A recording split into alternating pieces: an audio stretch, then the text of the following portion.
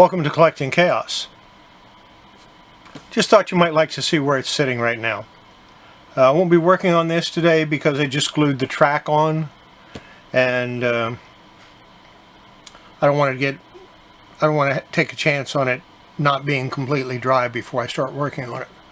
But once I do get it finished, the Hulk will sit on it like that, and I'll show you a better view of it once I get it all painted up and put together.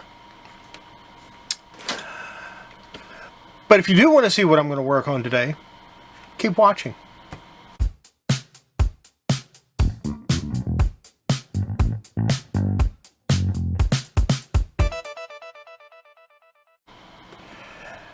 This comic has a spine split.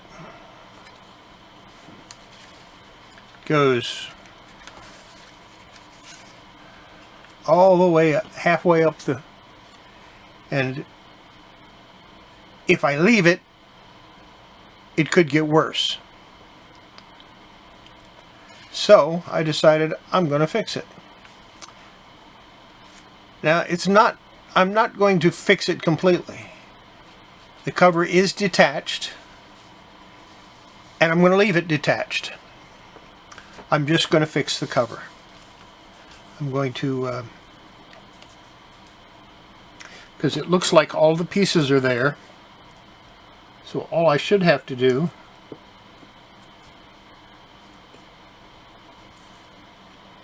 is very carefully mend it together.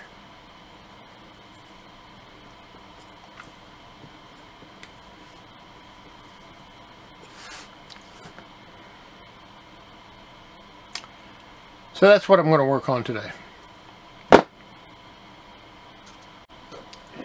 the first thing I want to do is I want to clean it up a little bit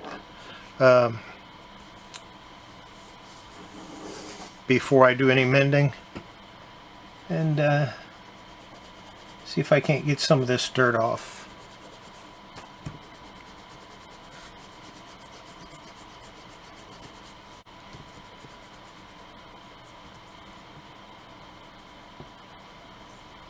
And I may at a later time decide to go ahead and reattach it to the comic, but I'm not going to do that today.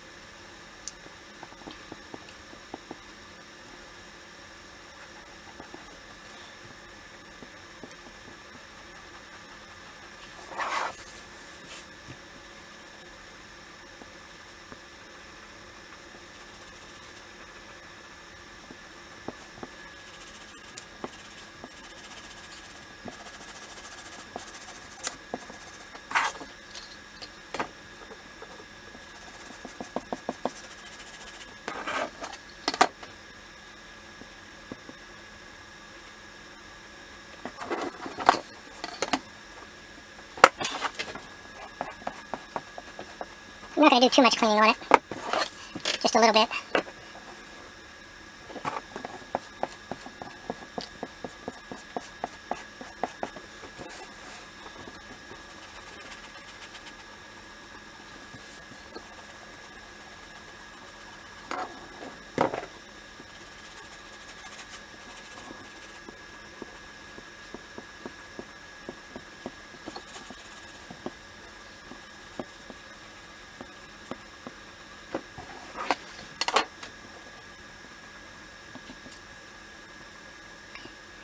Kind of lucky, because sometimes when you have tears like this, it's actually missing parts, usually right around the staples. This area right here, it's usually missing parts. This doesn't appear to be missing anything, which is fortunate.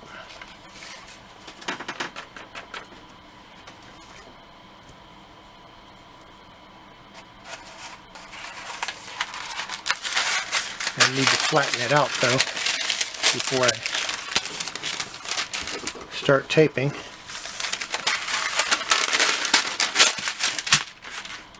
So I'm going to get that all set up and ready and flatten it out. Okay, I have it all nice and flat and ready for the mending tissue. If I can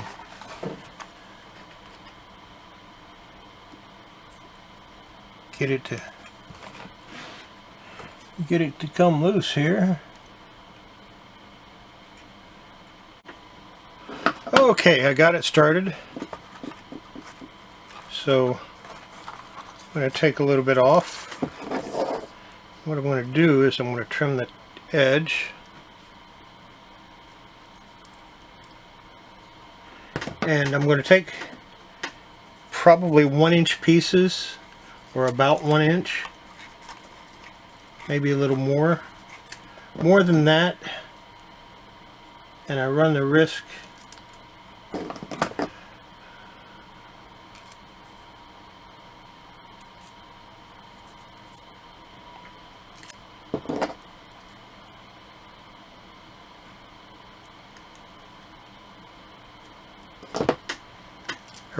of ending up with wrinkles, and I don't want wrinkles. Now if it was a straight line, then it wouldn't be a problem, but as you can see, it's kind of crooked. So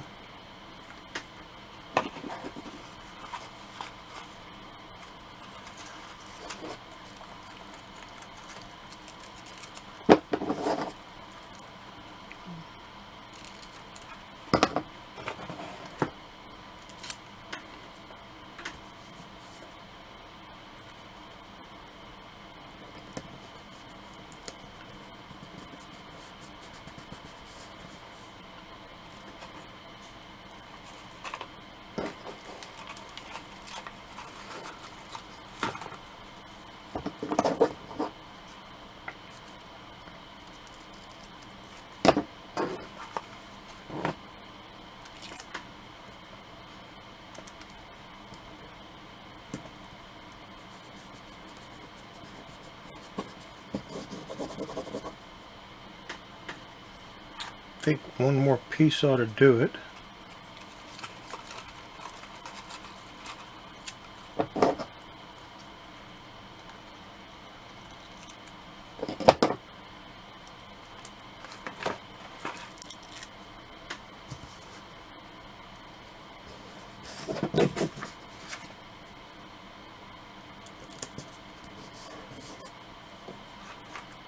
And then I'm going to put a little piece up here. And the off chance that I decide to reattach it to the comic at some point.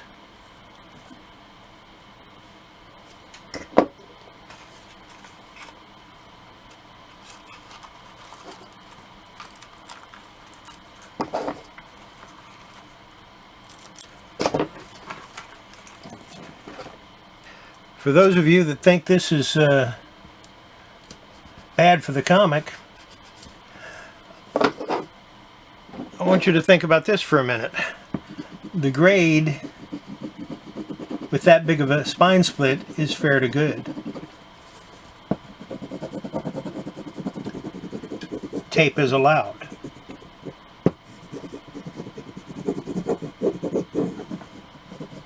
So the grade with the tape on it to repair the spine split is fair to good. So it doesn't actually affect the grade when it's in a lower grade like this. So there's no reason not to fix it.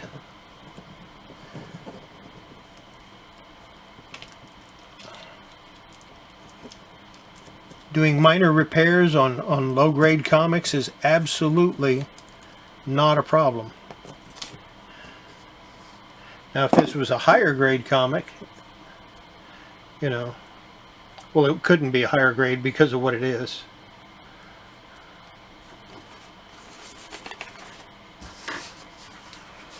Because of the spine split, no matter, it could not be a higher grade.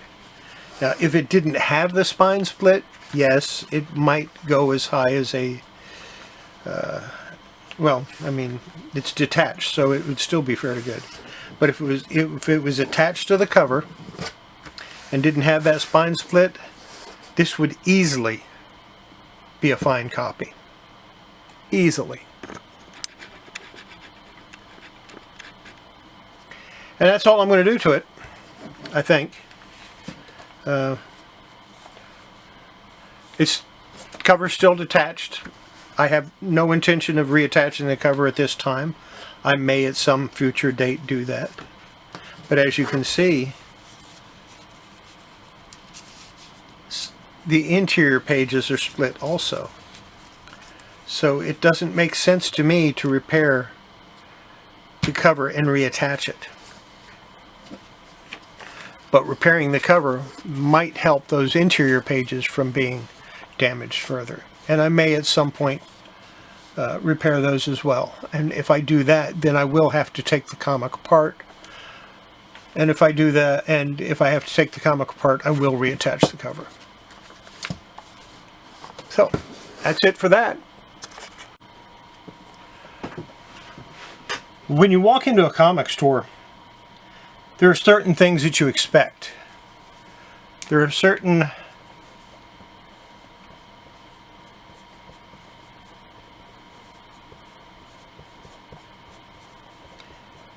expectations and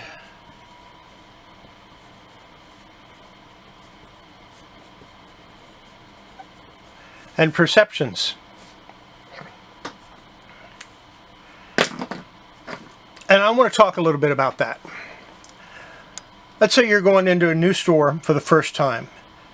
What do you expect? Well, if they have new comics, you expect the comics to be mint.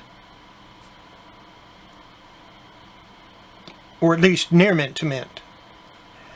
You expect any back issues that the person has to be priced in accordance with their grade. And you expect a professional atmosphere. If you walk up to the counter with a question, you expect to be serviced promptly. Unless he's with another customer or the proprietor, male or female, is with another customer actively selling or engaged with them by taking their money. Not just BSing. If they're BSing, you expect them to stop BSing and, help you a little bit. Those are expectations. And I don't think they're unreasonable. Your perceptions, on the other hand, if the store is messy or dirty, the owner's doesn't look, or the proprietor or the people that work there don't have a certain standard of dress. Old bags on the comics, yellowed, obviously 20, 30-year-old bags.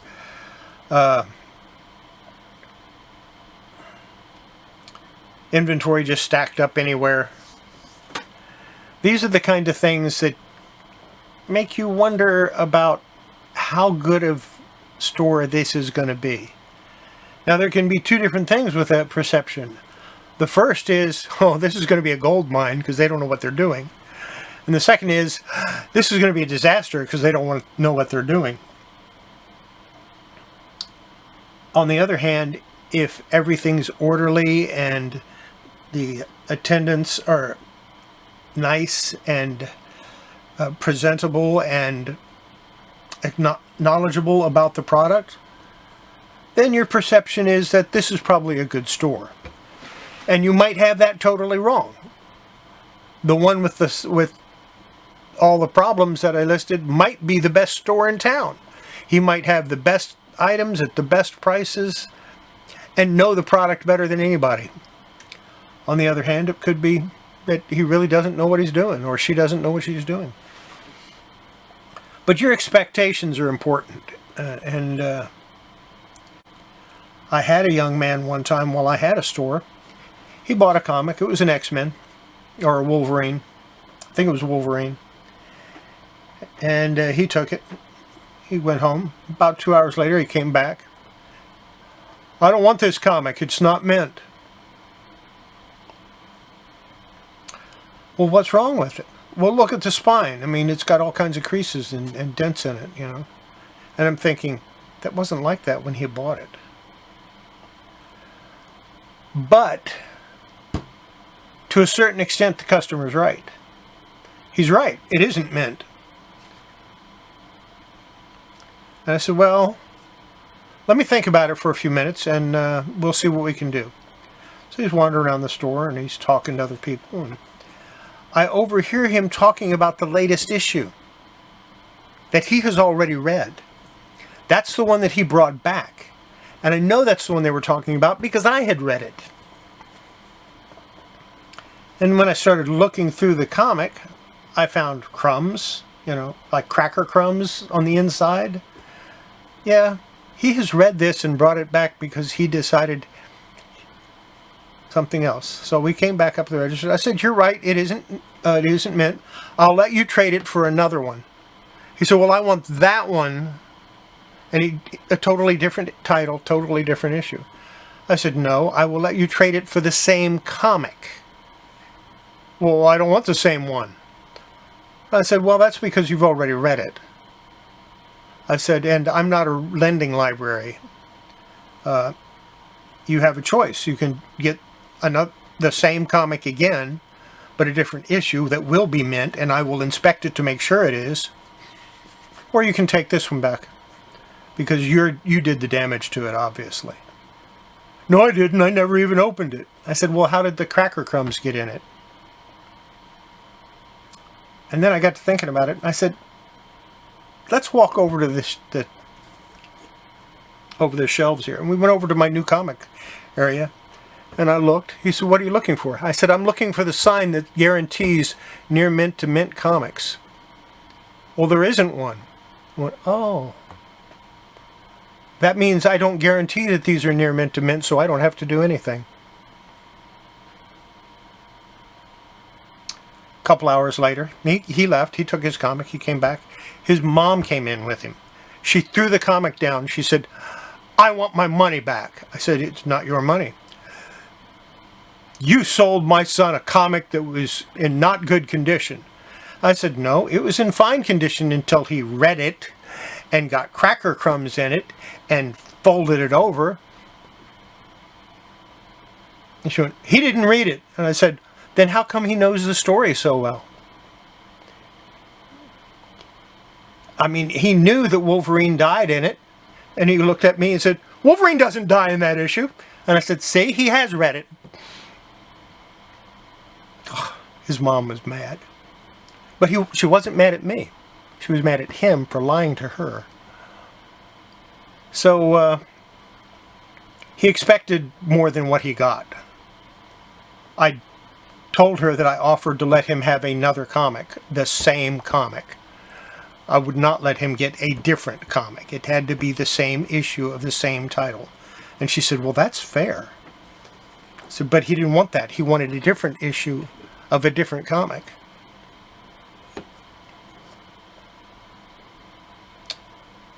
Her perception of me when she first walked in was not good. Her perception of me when she left was very good. In fact, she came in because one of her friends had told her about this comic book and she wanted to check it out. And she became a very good customer that bought Sandman from me every single month. So her perception was good. Her expectations were not high of me. They were not high of the store. But that's what we have to look at. And whether you're a customer or you're a store owner, store owners expect certain levels of behavior from their customers. But in order to get that, they have to give. They have to give what the customer expects, so the customer can perceive them as a good dealer. Now, I've said it before on other videos, or I've written it down with other people. When I owned a store, every back issue I owned had a price. and I would price it when I first got it. I would determine the grade, price it accordingly, and I'd put it in my back issue bins. And that's what it sold for.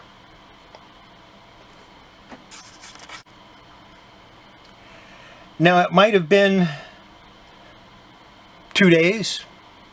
It might have been 2 years. Could have been 4 or 5 years. But the price I put on it, I left. I didn't change the price. Because if it wasn't going to sell at the price it wasn't going to sell at all. Occasionally, I would go and mark something down if the price dropped. I rarely ever raised the price on a product that was already. And as a consequence, sometimes you'd go in there and you'd find 3, 4, 5 of the same issue, all with different prices on them. All in the same condition. It's whatever it happened to be when I priced it. Should I have gone through and changed the price on all of them just because I got a new one? Or one that was in the same condition, but I got it later and it was worth more? Yeah, I guess. But I didn't. And there are many times that I would have people say, hey, why is this only $5? The book says it's worth... The wizard says it's worth 20 or 25. And I'd look at him and say, well, okay. Are you going to buy it for $5? Oh, no, I have a copy.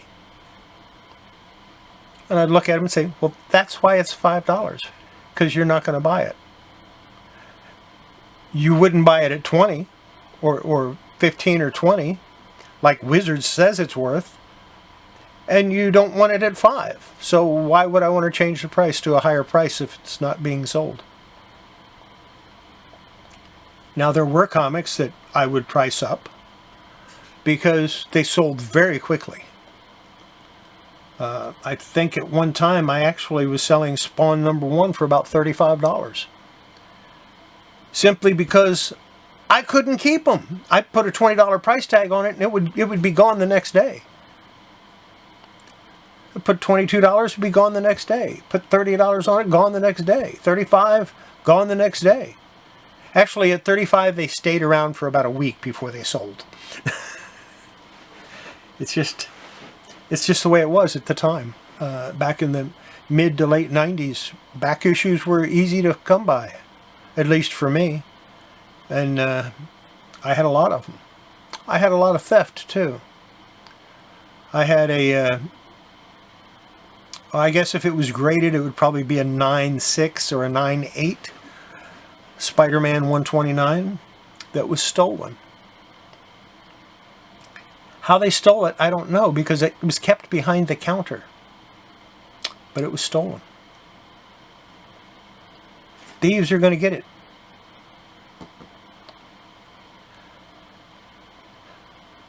Well, that's it for this little impromptu session of talking points. I'll talk more about other stuff at a later date.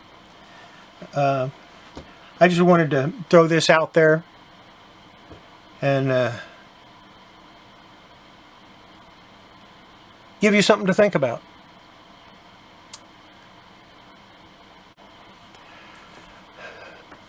Well, that's it for today's video. I hope you enjoyed it. I hope you maybe learned a little bit or got something to think about. And I'll see you next video. In the meantime, don't forget, wash your hands. It's good for your collectibles. It's good for your health. Bye.